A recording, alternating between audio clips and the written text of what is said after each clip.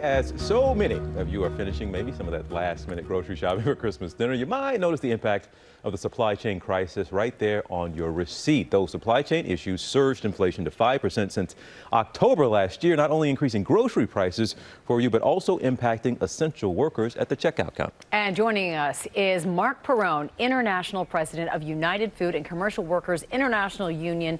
Marc, thanks for being with us. So we talk about the supply chain issues. It's pretty obvious how it affects consumers.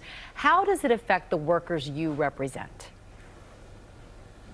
Well, I think that it's affected all retail workers, even those that we don't represent, in the following fashion.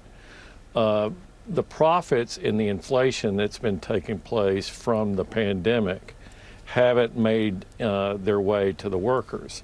Initially, what we saw was that there was some companies that were paying workers more because there'd been increases in productivity and increases in sales.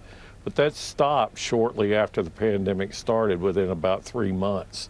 And so what we've seen is that workers have been falling behind, at least as it relates to their standard of living since this pandemic started. And Marc, we're talking about, of course, the financial issues, but that oftentimes has an emotional impact as well. And in fact, there was a recent study from the University of Arizona that found among grocery workers, 22% of them reported symptoms of severe anxiety, 16% reported symptoms of severe depression. How can and should that be addressed? Well, we're finding the same thing out. We're doing an independent study ourselves on the effect of COVID and the impact of retail workers, where we've interviewed almost 15,000 workers on a continuous basis over the last several months on a weekly basis. And we're finding the same things. And realistically, in many cases, retail workers, don't have many options. They're afraid that they're going to get sick. They don't have, in 70% of the cases, they don't have sick time.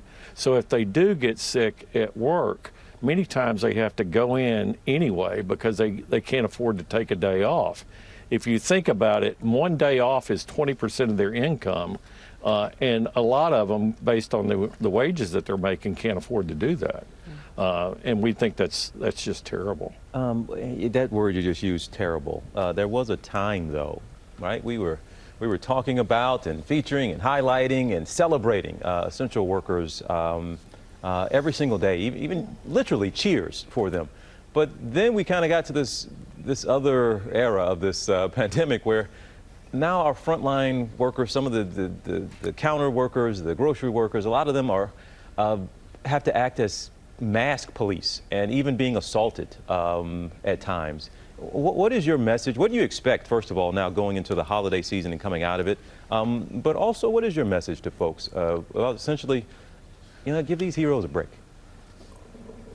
Well, I have a message, and the message is very simple. Look, these people are going to work every single day, just like you described.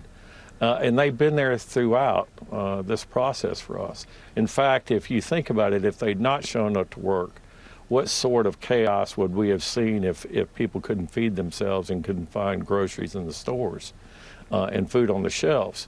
So here's what I'd say.